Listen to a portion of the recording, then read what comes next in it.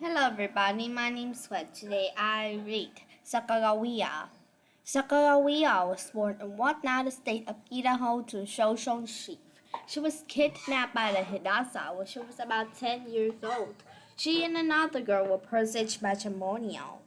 A French-Canadian trapper who married Sacagawea, the famous Theodore Lewis and Clark asked Charbonnier to serve as an interpreter on the historical expedition. He agreed but asked if Sacagawea could go with them. Sacagawea turned out to be a great asset to the group. She helped with translation, and according to Clark, she was a token of peace to the Indians they would meet.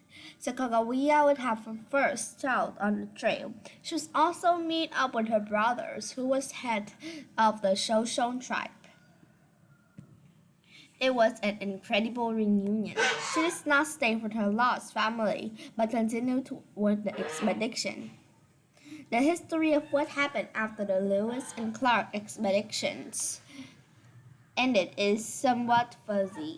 Some experts say that Sacagawea went with her husband to St. Louis at the invitation of Clark. She would later die of a fever. Other accounts say that she went back to the Shoshone tribe on the Wind River Reservation when she died in 1884. Either way, Sacagawea was a great person in American history.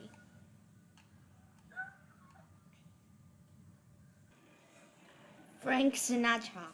Frank Sinatra, who many consider to be one of the greatest singers of all time, never had plans to become a singer.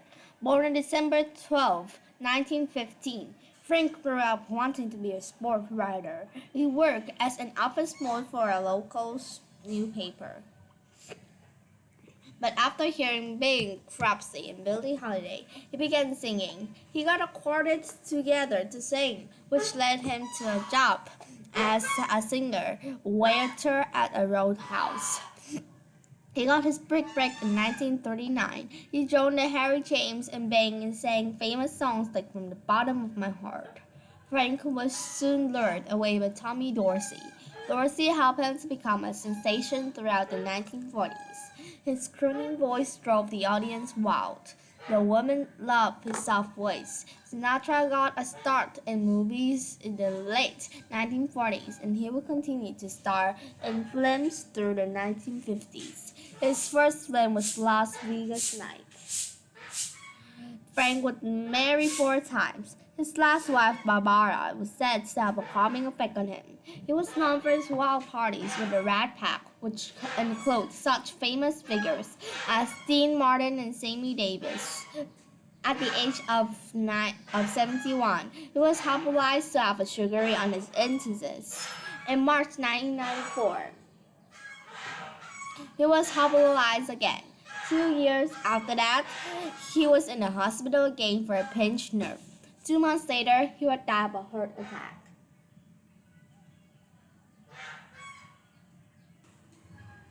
Elizabeth Cady Stanton. Elizabeth Cady Stanton played a big role in the history of women's rights. She and her longtime colleague Susan B. Anthony remained friends to the end. Elizabeth was an active abolitionist, which meant that she was against slavery. She met and married her husband, Harry Stanton, in 1840s. The two worked together to do away with slavery. They traveled to London for the World Anti-Slavery Convention. They were upset to find out that women were not allowed to be delegates. Elizabeth came home to work on the issue of women's rights. This is when she met Susan B. Anthony. They worked as a team to help women gain more rights. Elizabeth played a role of writer, and Susan would set up the plans for the group. They worked to get the women the right to vote. They were upset when only free men were given the right to vote after the Civil War. Elizabeth also worked to change the property laws for women. She also felt that women should be able to divorce if they were in abusive relationships. Elizabeth would die on October 16, 1902. This was nearly 20 years before women were given the right to vote. Her home is in Aqua Falls, New York now has documents relating to Elizabeth Hartford and the Ford for Women on display. Her writings continue to inspire women today.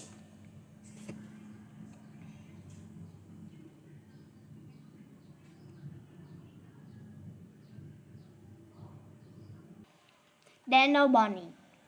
Daniel, oh, Daniel Bonney was a great explorer of the frontier. He is given credit for sailing the state of Kentucky. Born on November 2, 1734, to a weaver and a blacksmith. Bonney was raised in Pennsylvania. His childhood was preparation for his adult life. He loved to make friends with the Indians and observe wildlife. At the age of 12, Daniel was given his first gun. The family soon moved to North Carolina. It took a year for them to get there and get settled. Daniel would leave at 19 to fight in the French and Indian War. When he returned, he met a hunter named John Findlay who told him stories about the frontier. This got Daniel thinking and dreaming, but he was not quite ready to explore. He married Rebecca Bryan. In 1767, he traveled to the end of Kentucky. He was asked by Finley to explore even more country with his crew. It wasn't until 2 years later that he finally returned home. He has explored all over Kentucky.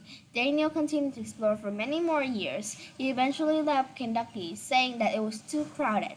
He died at the age of 85 and was buried next to his wife.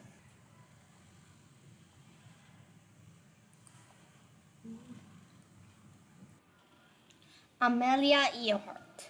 Do you love to fly in an airplane? Amelia Earhart sure did. This woman aviator took her first pilot lesson at the age of 23 on July 24th, 1897. Amelia was born in her grandparents' home in Kansas. Her little sister was born 2 years later. Their grandparents had a loss of money, and so Amelia and her sister were sent to private schools.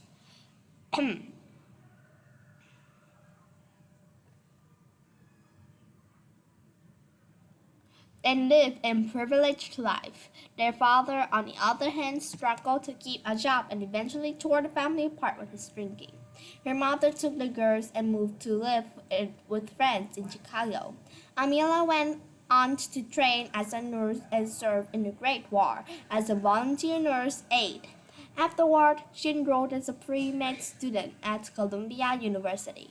It was in California that she first went in aerial meet. She boarded a plane that flew over Los Angeles. Amelia was in love. She couldn't get enough of flying. This desire to fly encouraged her to take lessons from Antia Snook, and she brought her first plane. She began trying to break records. She was asked by George Putnam to try to be the first lady to fly across the Atlantic. Many years later, Amelia has broken several records. She was the first woman to fly the Antique solo and the only person to fly twice. She also flew the longest non-stop distance flown by a woman and set another record for thrusting in the shortest time. Jackie Robinson. Falk was born in Cairo, Georgia in 1919. Jackie Robinson grew in Los Angeles, California. Although African American athletes were not accepted in all sport leagues at this time, Jackie's life would prove that athletes should be judged by their abilities, not by the color of their skin. Jackie would prove to be a star athlete. He was a star in not just one sport but four. He ran track and played basketball, football, and baseball. Jackie began playing professional baseball in the National American Baseball League, but after 2 years he joined the Brooklyn Dodgers. No other African American has ever been allowed to play in the major league. Not everyone thought an African American person to play in the major league. The fans and some of the other players treated Jackie very poorly. They tried to get him to leave the league. The opposite happened. Jackie only worked harder and played harder. He managed to win the Rookie of the Year award and help the Dodgers win the pennant. in 1949. He has the best batting average in the league and won the most valuable player award. Jackie continued to work hard and improve. He was also an excellent fielder and base runner. In the 10 years that Jackie played for the Dodgers, they won permanent six-time and the World Series championship once. In 1962, Jackie Robinson was elected to the Baseball Hall of